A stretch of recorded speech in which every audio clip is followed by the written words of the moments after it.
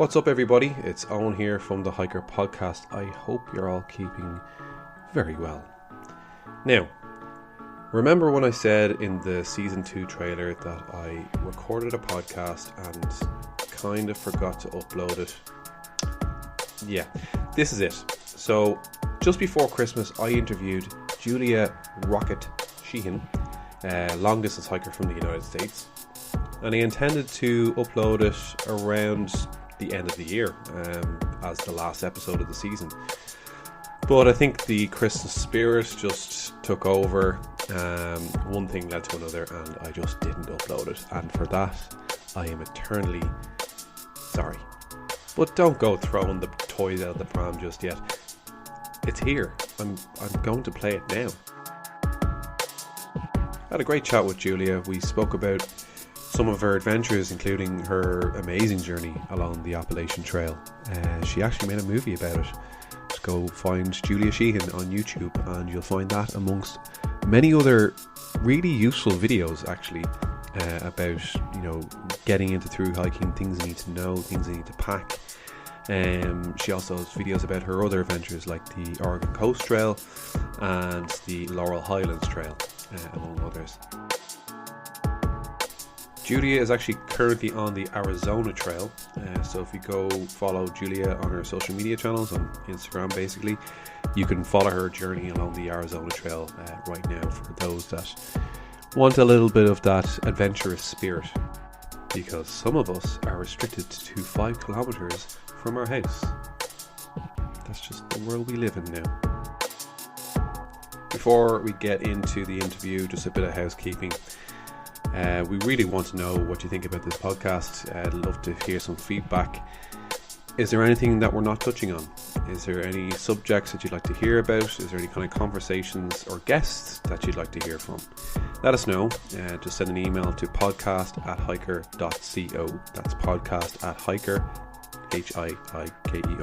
HiiKER.co. Let us know what you think. Like every episode, this podcast is powered by HiiKER, long distance hiking trails.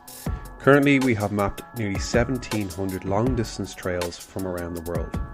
From walks in the woods, to mountain traverses, to nations spanning through hikes, HiiKER has a trail for everyone who wants to truly explore the great outdoors.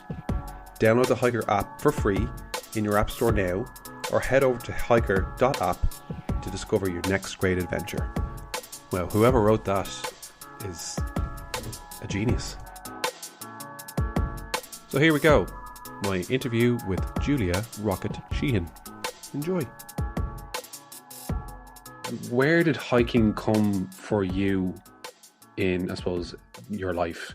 Was it a moment where you just decided to go and start hiking one day, or was your family particularly outdoorsy and they got you into it at an early age? Where did it actually start? So my hiking journey is kind of weird. So growing up, we lived in like a suburban rural area where we were surrounded by farmland and forests. So growing up, we lived in the woods behind my family's house. We, made forts, we ran through the woods, we chased bears and deers and squirrels. And we were just, always out swimming, hiking, just doing, mountain biking, four-wheeling. But it wasn't until I was in my mid to late 20s that I actually discovered like the therapy of walking through the forest. I was in nursing school when I was 26. It was very stressful trying to figure out where my life was going, what I wanted to do. Nursing school was the most stressful thing I had done at that point, even being a veteran. And I would find myself taking my dog and we would go out and we would I called it walking in the woods. So we would just put on some music. We would go walk some trails in the local park. And I realized that that's where I really felt at peace. So I would do that a few times a week. And then I became a nurse, moved back to Pennsylvania. And, nursing was very exhausting. And so I found myself looking at other avenues of like how to live without living completely by the books, like the American society tells me I have to do. And that's where I just kind of discovered this long distance backpacking idea. And it just kind of was born from that. And I never looked back. So through hiking, were you familiar with through hiking at the time? Like when you got into walking through the woods and going for, long walks with listen to music with your dog, was through hiking even on the radar? Did you know about the Appalachian Trail or the PCT or any of the long hikes? I had seen the movie Wild when it came out in whatever year, but didn't really relate that to something that like thousands of people do. I thought this just crazy woman went out and met a few other dozen crazy people, and it didn't relate to me. I loved the movie because I love that sense of adventure. I've always been very adventurous with traveling and stuff like that, but it didn't ring a bell that existed. And then when I moved from the Midwest back to the East Coast, my sister had said something about this Appalachian Trail. And it didn't make any sense to me. And she said, we should go out and go hiking on this trail. I'm like, okay, cool. And she's like, it's really long. It's like 2,000 miles. Didn't think anything of it until I started just discovering that people did this long distance backpacking through social media. And that was when I realized, oh my gosh, this has kind of been like pinging in my head for years. I just haven't related it to all those things that I've seen. But I know whenever I was exposed to those things, they felt really good. So it just kind of was birthed out of moving back to the East Coast, my sister bringing it up, and then just kind of all of a sudden my social media feeds were just kind of like force feeding this like through hiking community. And it just kind of, I just drank it in and just rolled right with it. And next thing you know, I was selling my house and quitting my job. Wow. So the timeline then from kind of discovering the Appalachian Trail or Appalachian Trail, whatever way you want to pronounce it, from discovering that to selling your house and quitting your job and getting to the start line, what was that timeline like? I think I had about 100 days from the moment I decided, and like I discovered through hiking in maybe November of 2018. By December of 2018, I had committed that if I could sell my house by March, I would hike that year. And my house sold in January. It pretty much sold overnight. The closing process was very quick, full price, full asking offer. Like it was like I said, if my house sells and I don't owe a ton of money on it, maybe I can make it work. And like 24 hours later, I had a full asking price offer in cash. And I thought, well, if I believed in destiny, like this would probably be the sign. So it was about 100 days from the moment I discovered and committed to the moment I was on the Appalachian Trail. Wow. That's a quick turnaround. Yeah. I mean, I don't even know how I managed to save the money because I didn't have much money saved because I had just bought a house the year before. Yeah. And I was just able to save every single penny that I was making. I worked a ton of overtime. I worked 5 or 6 days a week. So I was working like 70 hours a week to save money. I spent no money on anything other than gear and resupply boxes. And I was able to save the money and make it happen. And just kind of, I don't know. I'm not like one of those big destiny fate kind of people, but I mean, it really worked out in a way that I can't explain. That's actually something that we've been looking into ourselves around the finance for doing something like this, because everybody knows that you kind of have to give up your life, drop everything to go and do something like the PCT or the AT. Did you know, or you know, how much money you would need to go and do something like this? Did you make some sort of calculation? Did you have a spreadsheet, a budget sheet, and exactly how much you're going to spend per mile? So I met some hikers that I hiked with, and they kept a spreadsheet of every penny they spent. And for me, the research that I had done, it's pretty much saying $1,000 a month for all expenses. So if you can, not including if you have like a car payment or a student loan payment, but about $1,000 a month to live on the trail. And so I was able to save, how much did I think I saved $12,000 in 90 days. Like I saved every penny I made. And I'm very lucky to work as a nurse and make a decent earning. And I was able to save $12,000 in a few months and realized that should be enough. I mean, had I, an emergency happened and I needed, emergency care, or I needed to fly home or something, I would be able to afford that. And when I came home from the trail, I still had $5,500 left. So I had spent about $1,000 a month, all inclusive, on everything that I needed. So it was pretty on the nose. And these people that you met, these are the people that you met when you went out on the trail? Yeah, I met a couple that they lived, they were from Hoboken, New York.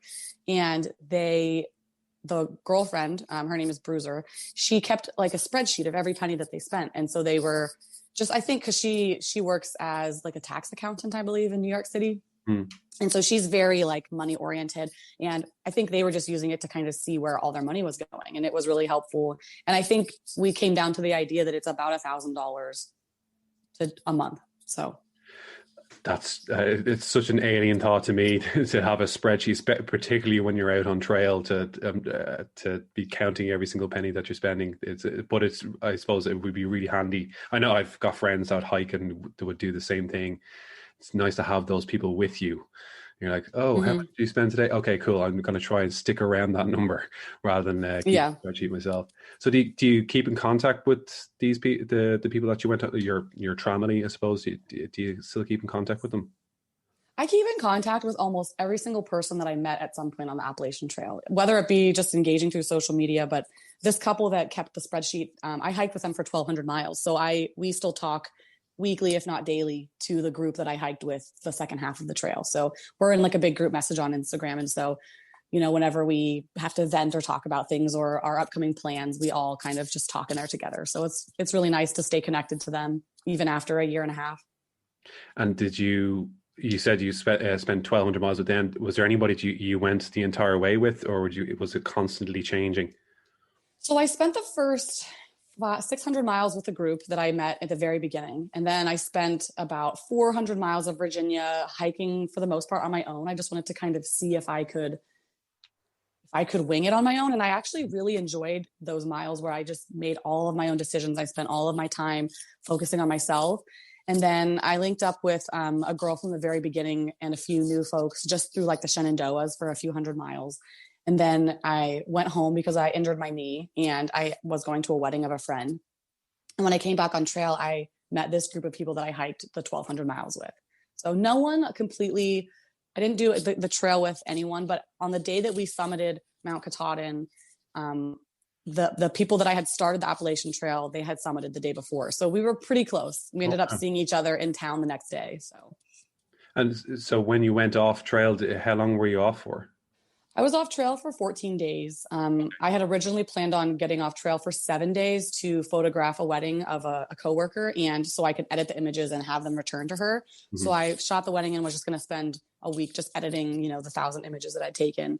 But I was planning on getting off in Boiling Springs to go home, but in Harper's Ferry, I couldn't walk. So I'd done some damage to my knee through the whole southern half of the Appalachian Trail, really ignored it because I was just really focused on just pushing myself. Mm-hmm. And it ended up almost ending my through hike to the point where when I went home for those 2 weeks, I had pretty much decided that I wouldn't be returning. God. And were you taking like ibuprofen or something just to keep you going, or was it pure drive and adrenaline keeping you going? I had been taking ibuprofen every day since Immokalee State Park. So my liver and kidneys were probably not too impressed with how much ibuprofen I was taking, but I was careful to take it in a spaced out manner. I would take 800 milligrams every 8 hours or 600 milligrams every 6 hours. And it worked, no harm, no foul so far. You are a registered nurse, so you should know the correct dosage to take. Yes. And you can overdose on ibuprofen and Tylenol, and they're both very dangerous medications if you're not careful. So I was always very careful to not overdo it. Yeah. You served in the military, in the U.S. military. What were you doing there? So I went to college for a year, and I realized university mentality in the United States can be very toxic. And it was to me because of the partying mentality and the wanting to be in the group. And so when I came home after my freshman year, I was working a bunch of jobs, saving money, and I thought, maybe I can just leave. So I went and talked to an Air Force recruiter, and I took my ASVABs, which is like the placement test. And he said, Jules, you can pretty much do whatever you want. You scored high enough to do whatever you want in the Air Force. So I chose 10 jobs that I thought, or 10 or 13 jobs that I thought, these are cool, challenging, something I would never do in the real world. And 2 days later, he called me and said, we had a person drop out from this job. It's on your list. Do you want to do it? And I said, let's go. So, 3 days after coming back from taking my ASVABs, I was in basic training, which I was told beforehand that it would take 6 months to get into the Air Force. So my mom was really taken aback, but I ended up becoming an airplane crew chief. So daily maintainer / mechanic of one of our aircrafts. And it was very challenging. I knew nothing about tools and planes and hydraulics and brakes and mechanics of any sort. So it was definitely challenging. I loved it. I got to travel the world, and get paid. And that's the reason why I asked about that was because we spoke before, and you mentioned that you got to see a lot of the world, and you mentioned a certain affiliation to Ireland. Did you get the chance to kind of visit the wild parts of these countries? Did you get to hike at all? So we were generally in towns with like the airstrip that we could work on. Usually if there was a Air Force base, we would land there. But generally it was just going out, seeing the city, having dinner, a few drinks, sometimes going to the beach when we were in Sevilla, Spain, and just things like that. But when I was coming back from my second deployment, we had the decision as the crew. So I was one of the crew members of the aircraft, and they said, would you rather fly through England, which we had done hundreds of times, or would you rather land in Ireland? And so it was a no-brainer that we decided to fly into Ireland for the day. So we flew just outside of Limerick, and the bus that picked us up had a case of beer under each seat and said, "Everyone, here's your gift from Ireland." And so we're drinking beer. They stop at Dirty Nelly's, which is a very, very old castle / pub. And then we had dinner in Limerick. And I think some people, they could have chosen to go to the cliffs, which I'm sorry, I cannot remember what they're called, but like the Cliffs of Moher, yeah.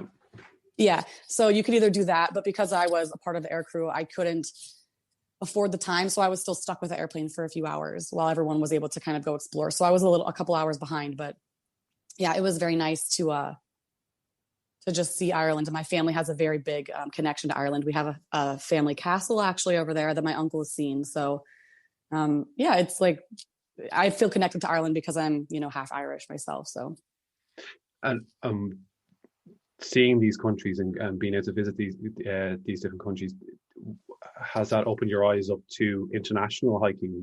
Would you ever? Sorry, I'll be a bit more specific. Is there any trails internationally that you would like to do eventually? I'm just kind of learning of international hiking systems, and I'll tell you. Once I complete the kind of goals that I have here in the United States, my first goal is going to be to do the TA in New Zealand. Okay. I'm hoping next winter they'll allow us scurvy Americans to come with our COVID. Hopefully we'll be all vaccinated by then, and I'll be able to go to New Zealand and hike the TA. But Scotland, the TGO, I would love to go explore the Dolomites. The Alps. I mean, I would love to backpack through Ireland for a 30-day stint and just backpack, not on a trail system, but just by foot visit the country. Yeah. Those are, I would love to spend a year abroad, just kind of popping around and just exploring the world that is so similar yet different to the United States, and seeing just the history that, we don't really get to see in our country. So you're planning on potentially doing the TA in winter 2021? Oh, all willing. Yeah. COVID willing and everything. Absolutely. If they'll have me, I would die. I would love to go to New Zealand. So it's definitely on my list. All right. I've been wanting to go there for a very long time. I actually had plans to go in 2020, but that was knocked on the head. So what were your goals there, or what are your goals then for, I assume you mean hiking goals. Maybe there are other goals, but what hiking goals have you got left in the US? So obviously I would like to Triple Crown. Those two trails that I have remaining, they're more gorgeous than the Appalachian Trail. So of course I want to see something, that's different from what I've already known. But so the Pacific Crest Trail, the Continental Divide, I would love to hit the Colorado Trail, the Arizona Trail. And those are kind of my main trail systems that I want to complete before I go off to do other things. Now, if I had the opportunity to do something in 2022 and I had to save my last Triple Crown Trail for some other time, then I would absolutely do that. So I'm very open. But for me, I have, I'm 31, so I have a good couple of years left where I'm able to stay active and healthy and young. And so I just want to take full advantage of that time by just getting in as many miles as I can. Yeah, well, like you've got a lot more than a couple of years. There's people that are well in their 50s and 60s, even older, that are completing these long distance hikes, and that's how I'm seeing it myself. I'm going to be hiking for the rest of my life, so I've got all the time in the world. Although there is a ridiculous amount of trails out there, so I better start soon. So when you went to do the Appalachian Trail, did you go out with the intention of making a movie? I had, I always thought like I could do something like that. I've always really been interested in photography and videography. I worked as a professional photographer while I was in nursing school. And I loved doing that. So for me, the concept of like making vlogs was always going to happen because I just wanted to be able to relive those experiences. But I had no idea that I would be able to put together what I call a vlogumentary. Yeah. And when I came home, I was really, really homesick for the trail. And I thought, I started writing, which, hint, hint, I am working on a book. I have it halfway drafted. Okay. And hopefully releasing that at some point in the next couple of years. I don't know if I'll self-publish or if any publishing company wants to chat. I'd be more than willing to chat with them. They all listen to the podcast. Oh, absolutely. Yeah. That's why I'm here. No. But yeah. And when I came home, I was really homesick and I just thought, I got to do something. So I just kind of was going through my old footage and my images. And I thought, wouldn't it be cool to tell this story linearly in like in one go? So I spent like hundreds of hours, every free minute I had just making this documentary. And it turned out better than I could have hoped. Mm-hmm. No, it is a fantastic video. And I just rewatched it there again. It just gives you that kind of human aspect to it. There's lots of documentaries out there about the Appalachian Trail, but each one has its own flavor. And if that's down to your editing style, your filming style, and also just the experience that you had yourself. So, you could watch 50 Appalachian Trail or PCT documentaries, and they're all going to be different. But well done on it. And you have since then made more videos. You've kind of developed a channel, and you've got over, I think it's like nearly 22,000 subscribers on your channel.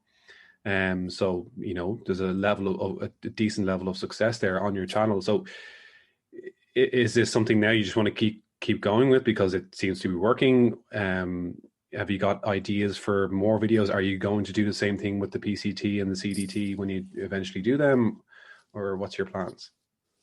For me, the vlogs are part of my hiking life now because I've done that with almost every trail I've done.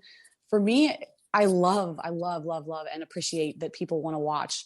But for me, it's so I can relive those memories down the line. And, I want to go back and smile about the memories that I made with other people and just on trails. So it will definitely be something that I continue to do.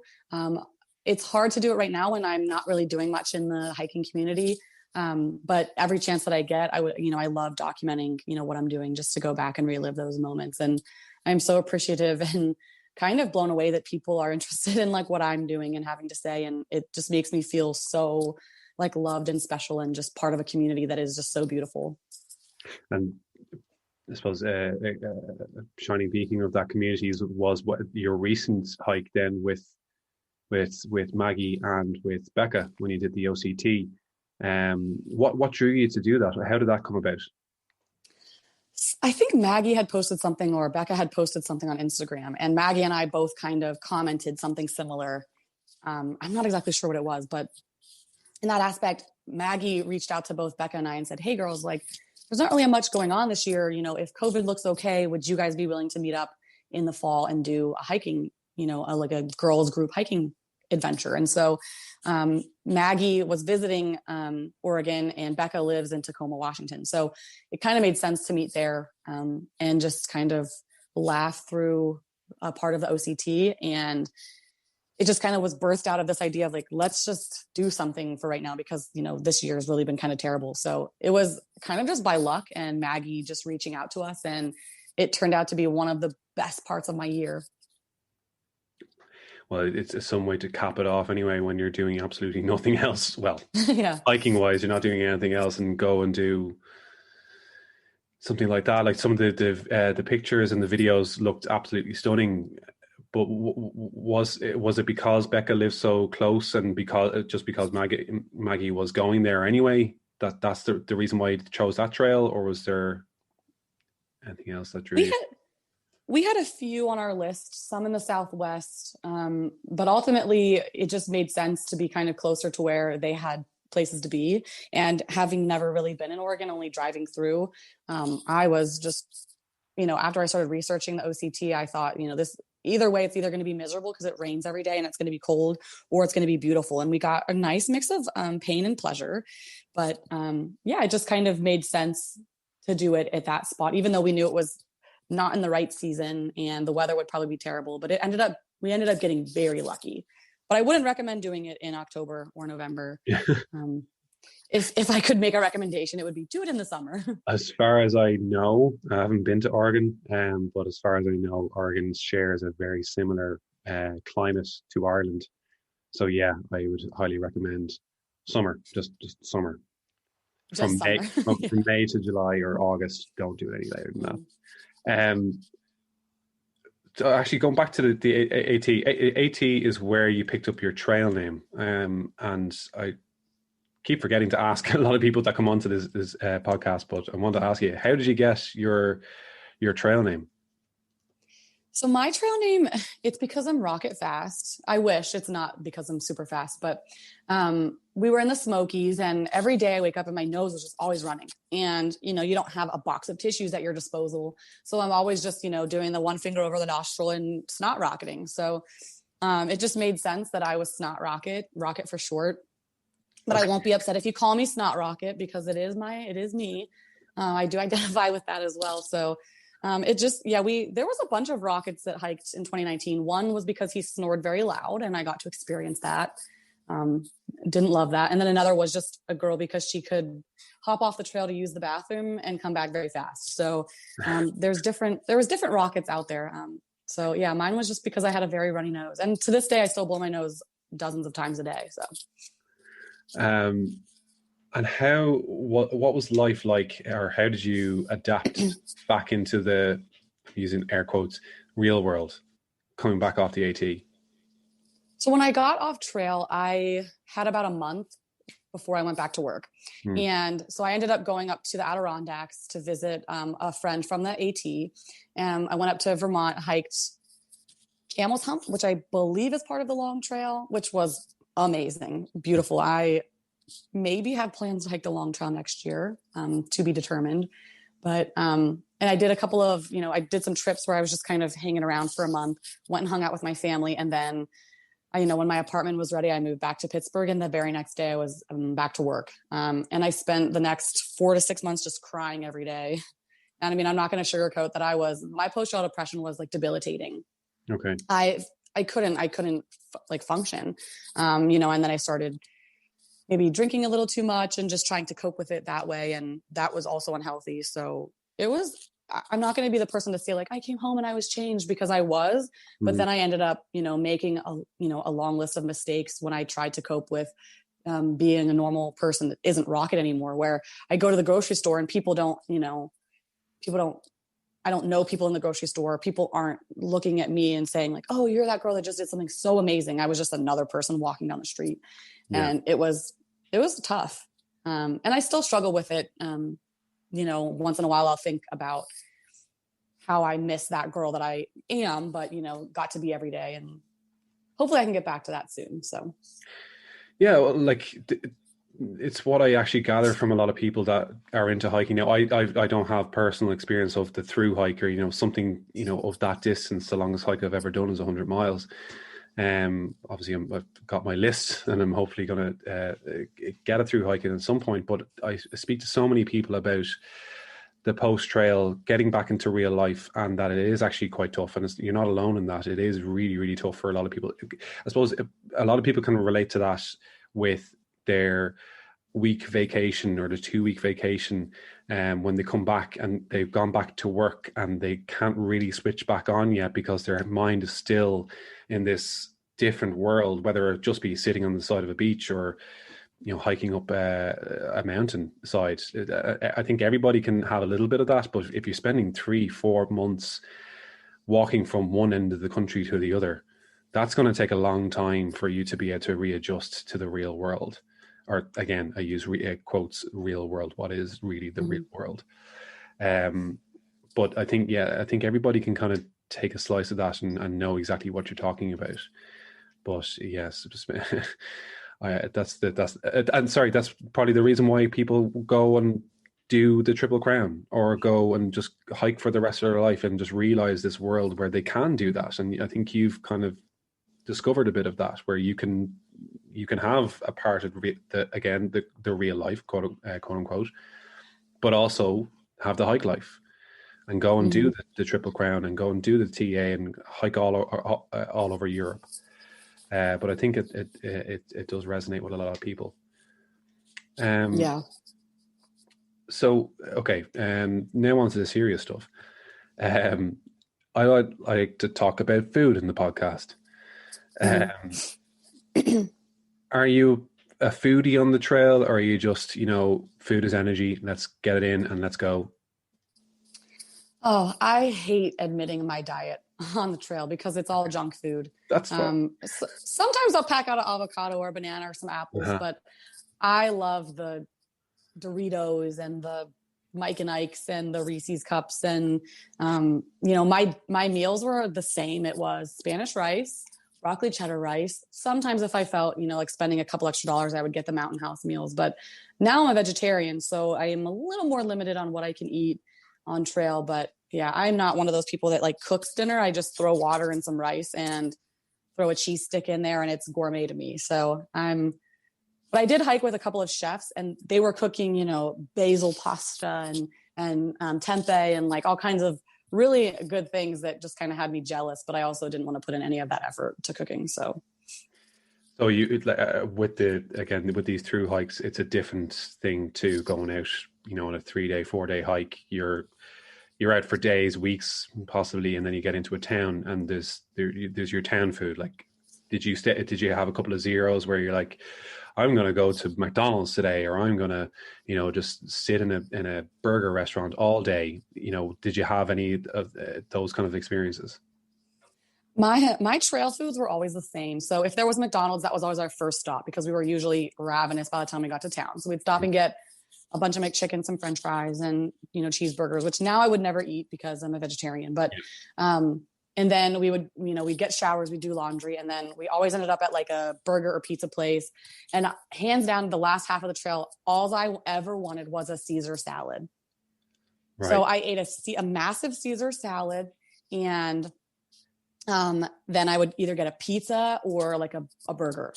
And that's like all I ate, like for the entire 1,200 miles of the second half of the trail, was just Caesar salads, pizza, burgers. That's all I craved. And, then when summer came, I became the ice cream junkie where if it took me an extra 20 minutes to go get ice cream, I was going to go get ice cream every chance I got. I mean, I probably ate, 200 ice cream cones in 172 days on the trail. I think we have very similar habits. I've been speaking to so many people that are just like, I tried to, just eat cashew nuts and dates and, anything that was going to give me high calorie, high fiber, good amount of carbohydrates. I'm like, yeah, but what about the Doritos? What about the ice cream? Yeah, you could, like, this is the thing. Yeah. Okay. You want to be healthy, and you don't want to put on weight when you're out in the trail, but also that's not such bad things sometimes. Yeah. You just want to eat food. I actually gained 4 pounds at the end of the Appalachian Trail, but I had lost so many inches. Like none of my clothing fit for like 3 months when I got home. But I had gained 4 pounds. So, let me be a lesson to you that it's not about weight on the trail. It's just about being strong. Exactly. Yeah. You are roughing it for 3-4 months on a trail. So yeah, do what you want. You have to listen to your body and just do what it wants. If it wants that bag of Doritos, go get that bag of Doritos. Get 2 bags of Doritos. Did you get 2 bags of Doritos? Maybe have a bag of spinach about, once every 2 weeks. Have your Caesar salad in town and call it nutrition. But there is, I do get that about the Caesar salad. I think my thing was always an apple. I always wanted it to be juicy. I don't know if you have them in the States. Is Pink Lady apples. Oh, they're so good. My God, it's all I crave at the end is either that or a can of Coke for some reason. Just something that's like juicy and it's gonna like quench this thirst. And I always wanted an apple. And that was my health kick. That was the part where I go, okay, I've just eaten a whole tub of Ben and Jerry's and a share bag of Doritos. I'm just gonna have an apple, and then that'll cancel everything out. Absolutely, it's true. It's science. I'm a nurse. Right. Take it from me. It's recommendations. Actually, don't listen to me because I do not want to lose my license over telling you to eat a whole tub of Ben and Jerry's. Can I get your registered nurse number there? I was going to put it in the description of the podcast. Yeah, it's 1 2 3 4 5 6 7. Dr. Fake or Nurse Fake. Um, Yeah. I also want to ask you about gear. I know it's cliche questions to ask in a hiking podcast, but when you went hiking the AT, this is your first kind of would have been your first backpacking trip? Or, yeah, first ever. Yeah. Wow. Okay. So what kind of research did you do into what kind of gear you brought, and did you do the same thing as everybody else and completely overpack? I only sent home a very few things, like an entire box of Band-Aids and like tape that I used KT tape that I didn't use. But my gear was almost exactly the same from beginning to end, other than I did send home my mid layers, in summer. But yeah, I literally just researched what everyone else had used the year before, and then I just bought that. And try to find like more lightweight gear choices, just because I am 5'2". So I don't want to carry 50-60 pounds. So my base weight was about 20 pounds, maybe 22 pounds. I have it down to about 12 to 15 now. Wow. Just making different choices and getting a different pack. But I didn't overpack. It's weird. But maybe I did overpack the entire time. There was probably a few things that I could have sent home, but I was more willing to carry them than to be, more uncomfortable. So it was kind of like worth having a pair of pajamas and town clothes. To me, like, I don't consider that overpacking because I wore them every chance I could. So you carried pajamas through the entire Appalachian Trail? I carried a tank top that I wore to sleep, just because in the event of like a wild animal attack or a forest fire, I didn't want to be running around, naked through the forest. And during the day, all my clothes were drenched in sweat, and I didn't really feel like going to sleep in disgusting, smelly clothing. So I always had a tank top. And then I had a town romper, which was like 3 ounces of just fabric that I wore in town in the summer, because, it was so hot, and like wearing my puffy jacket or my rain jacket as clothing, when it's 90 degrees, was very uncomfortable. So I always had just maybe a few luxury items, like a hairbrush. When you said that, I actually just pictured this big fluffy onesie that you were just carrying the entire way. I wear it once a week. I swear it's worth it. So you didn't do the monster thing. You didn't do the monster from Wild and pack an ice pick or anything like that.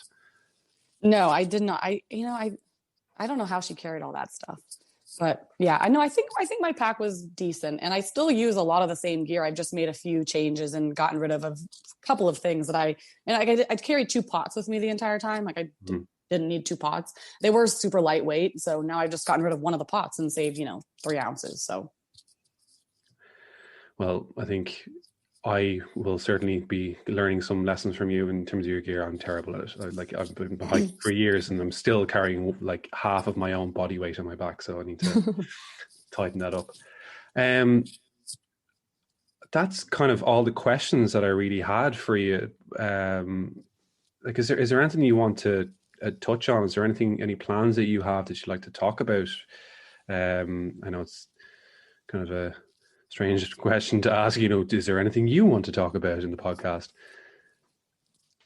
I've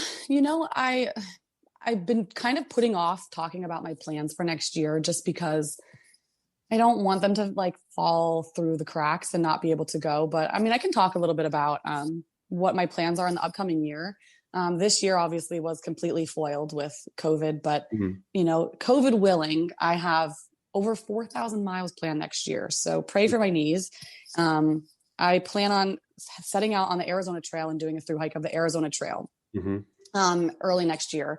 And then I plan on hopefully hopping over to the CDT or the PCT, yet to be determined based on the PCTA's recommendations. But I will be attempting one of those trails. And then recently I was invited from a wonderful group of women to do the long trail next fall. So if I'm able to complete the CDT or PCT and my knees still work, I will be hopefully through hiking the long trail too next year. So those are my 3 goals. I plan on being gone for the majority of the year, which would be so amazing. because the real quote unquote real world to me just isn't the same anymore. I feel like I've never gone back to the woman that I was before I left. Yeah. And I think that's a good thing. And then, if New Zealand will have me, I would love to spend next winter in New Zealand doing the TA. Yeah. That's amazing. Like, it's such a list to have, so much to look forward to. And, having, like we were talking about earlier on, having that life of on the trail, that hike life. Will you have to work in between that, or are you able to just, finish up before you go off and do the Arizona Trail, and that's you done for the year, or will you have to come back and work before you go on to do the long trail? Depending on how fast I hike, I shouldn't have to work in between any of them, which is the goal, because I will be quitting my job, which is devastating because I love the hospital I work for and have worked for since I became a nurse. Mm-hmm. But sometimes you realize that you have to move on to different things. So, sure. If I'm able to do all 4,300 miles of these trail systems next year, I will probably be relocating to the Southwest or Pacific Northwest or somewhere not in the Northeast. I need to go somewhere different. I'm ready for bigger mountains, different landscapes, new people. I love Pittsburgh and I love Pennsylvania, but I'm ready to just, I think, move on to new experiences. So that will be my goal. Is really next year will be, completely changing for me, and I won't be coming home. So that is the goal. So if anyone needs a roommate in Utah, Arizona, Washington, Oregon, let me know. I'll do an extra push in that area for the podcast.